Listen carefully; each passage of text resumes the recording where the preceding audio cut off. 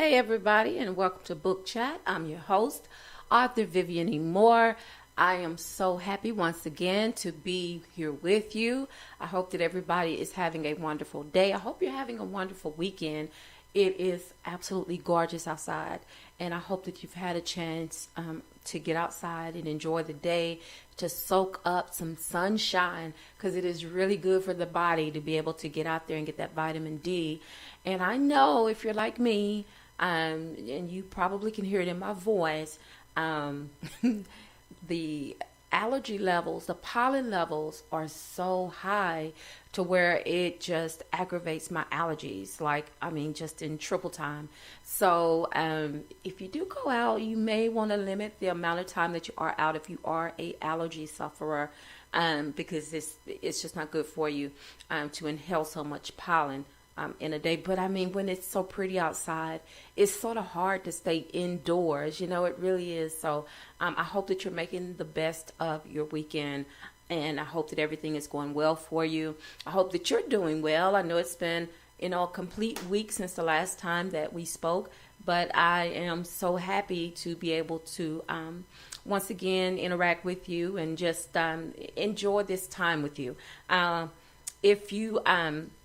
If you want to keep in touch with me, within these days that I'm not broadcasting, then there are ways for you to do this, and I'm going to share that information with you. So if you'll grab something to write with and something to write on, I'll get right to it. Did you like that? Okay, here we go.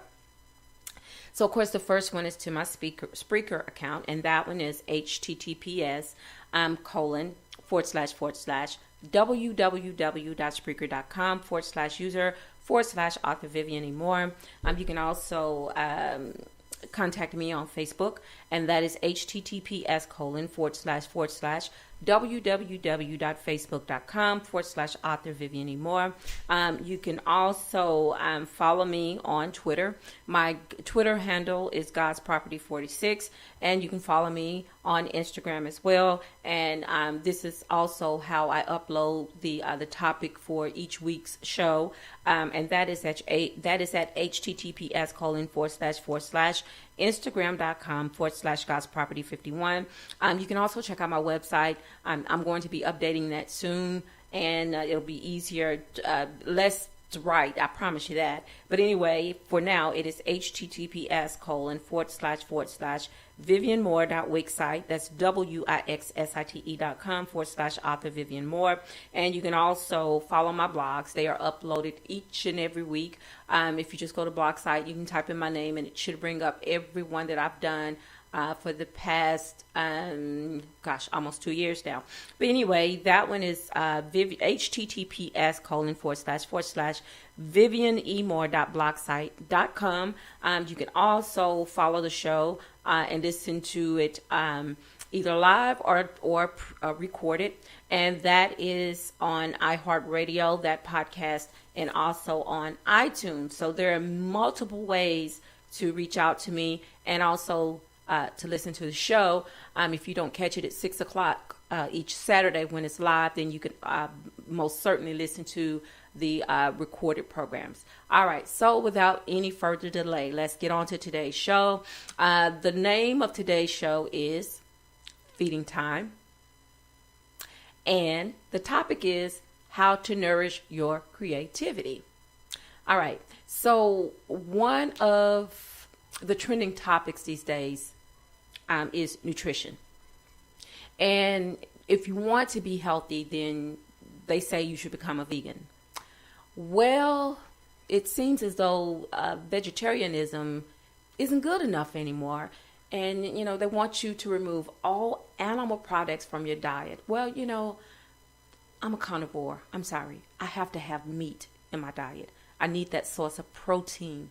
It's vital to my existence. It's good for the body when eaten in the right, in the right way. Everything, if you overindulge, is bad for you. It's not healthy at all. But if you eat it in the right measurements, then it's healthy. It's good for you. So, they want you to just go strictly vegetarian, but it's like vegetarian with a twist. It can't have any kind of animal byproducts in it or anything like that. Well, okay. So the show is not about being a vegan or anything like that, but it's about nourishing your creativity. And, what I want to tell you about nourishing your creativity, it isn't as drastic as changing your eating habits, but feeding our minds is just as important. Not only the mind, but also the body, spirit, and soul.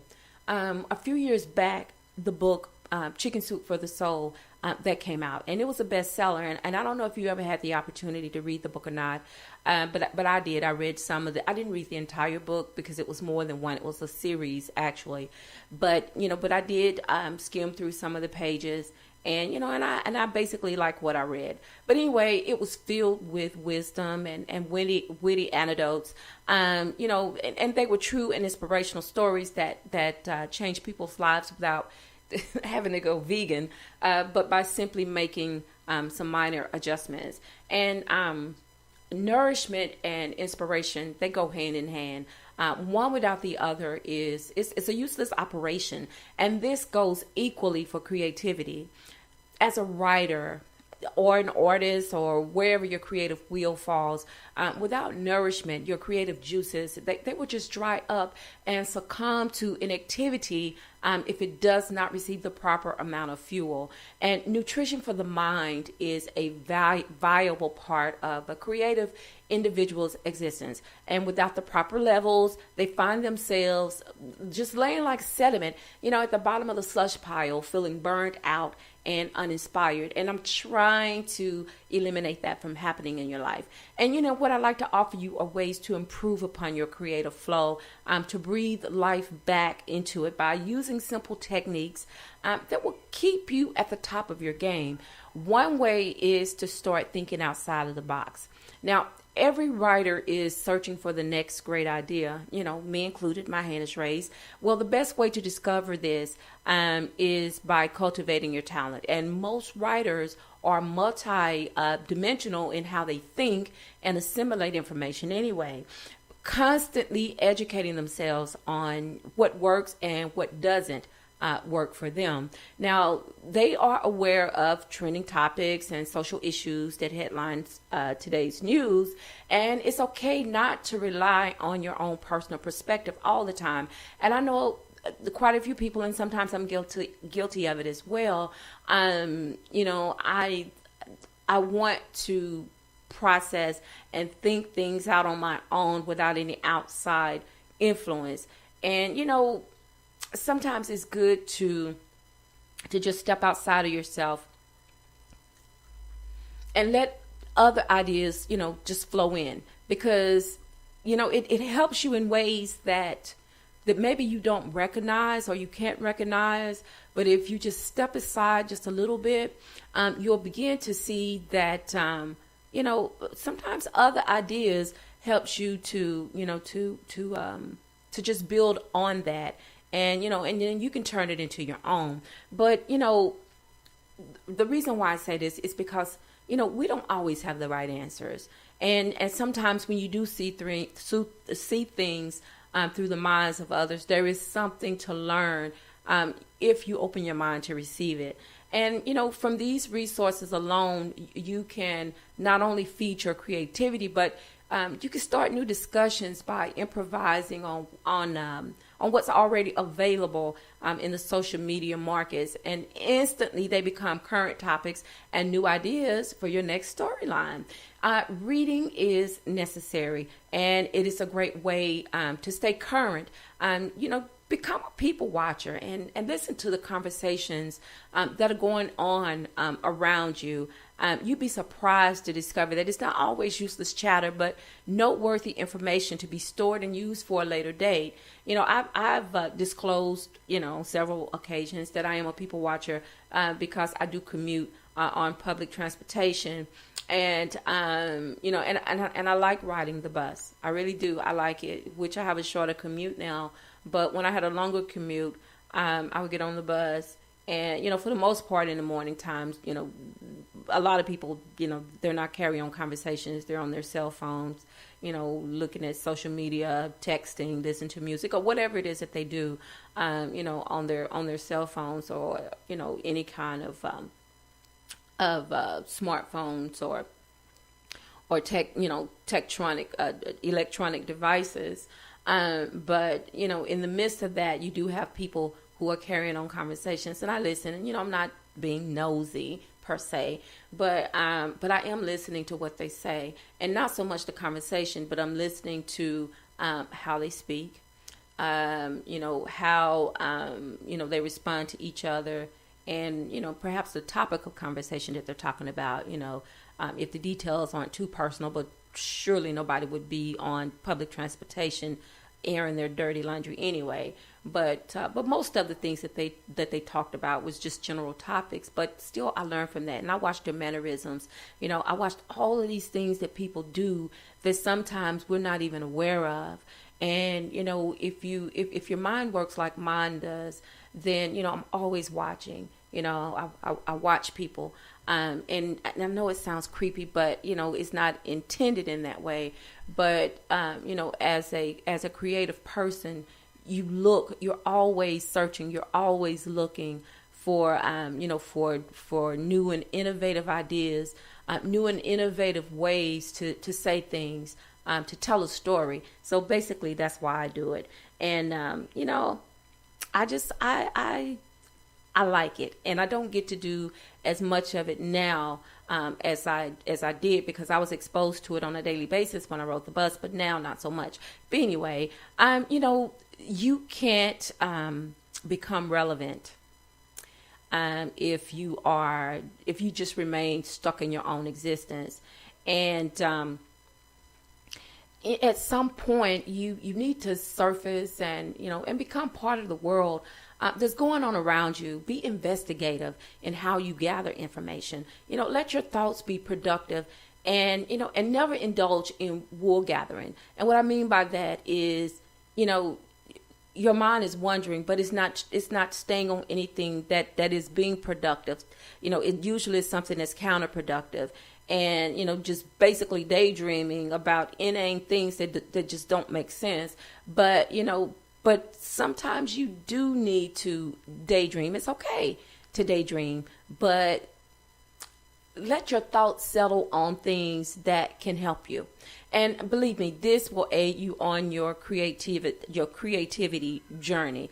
Now, some of the greatest inspiration occurs when you aren't even aware, as I just said, such as while you're asleep. That's one way. And your dreams are like short stories that they're uploaded during these unconscious periods while you rest, and you don't need to ignore them. If you're the type person, and I am, when I dream, I usually remember what I dreamt about.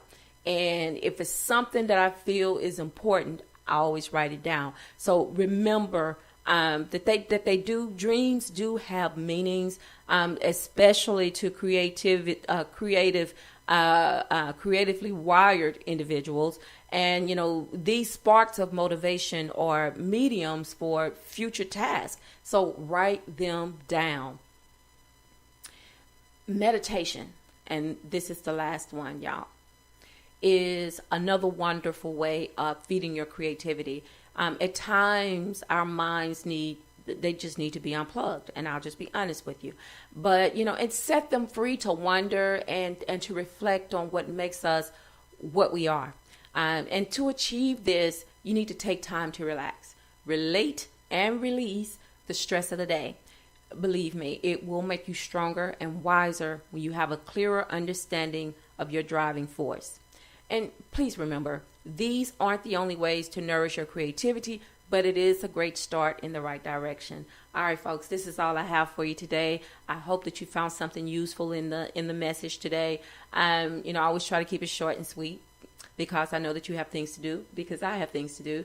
But I hope that, that you gained something from listening to today's show. And I hope that you are planning to go to church and worship and fellowship tomorrow. And take somebody with you. Take a family member, take a friend, take a neighbor, take a child, take some children to church with you, and tell somebody that you love them, because tomorrow is not promised. Today may be the only day you get the chance to say that. I love you. I hope you love me back. Until the next time you hear my voice, God bless you and goodbye.